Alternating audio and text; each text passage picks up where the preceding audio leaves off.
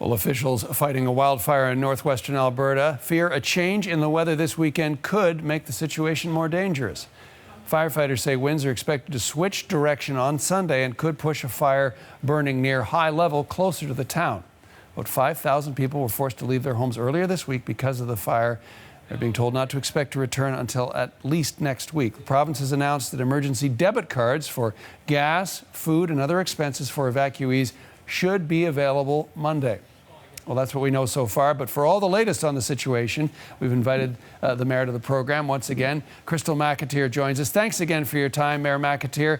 Let's talk about what fire officials are saying as far as the situation there this morning. Well, thank you for having me on your program. The fire situation right now, the firefighters have been working, both wildland and structural firefighters, to safeguard the community. There's been they've dozed a guard around the community. They have also been doing firefighting, spot fighting, helicopters, etc. So yes, we're waiting for the winds to change too, so they blow west. And hopefully those safeguards that Ag Forestry has put in place will hold and the community can come back. So if the winds do switch in the direction of the town, as some have suggested that it might do on Sunday, you're hoping that those fire breaks will hold? Yes, they've done a lot of back burning. So as the fire moved out west, they burned a lot of debris that was left behind by the fire. And they've been doing that. You can hear the helicopters in the background right now, where they drop golf ball sized pellets that explode when they hit the ground. And then the fire crews are there to put the fire out. So they're burning all that's left behind. Not to worry, though, you're coming through loud and clear, even with the helicopters doing their job. But let's talk about the help for the evacuees. We understand that the debit cards are going to come out, $1,250 for adults and $500 for children. What kind of impact do you hope that'll have on people?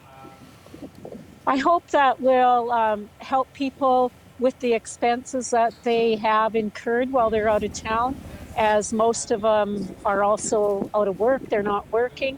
A lot of companies have been setting up saying they're going to pay their employees.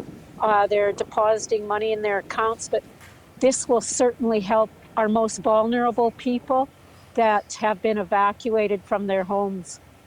As you say, on that point, I would like to thank Minister Madu and especially Premier Kinney, because I pushed him hard on it, and they came through, so we're really pleased.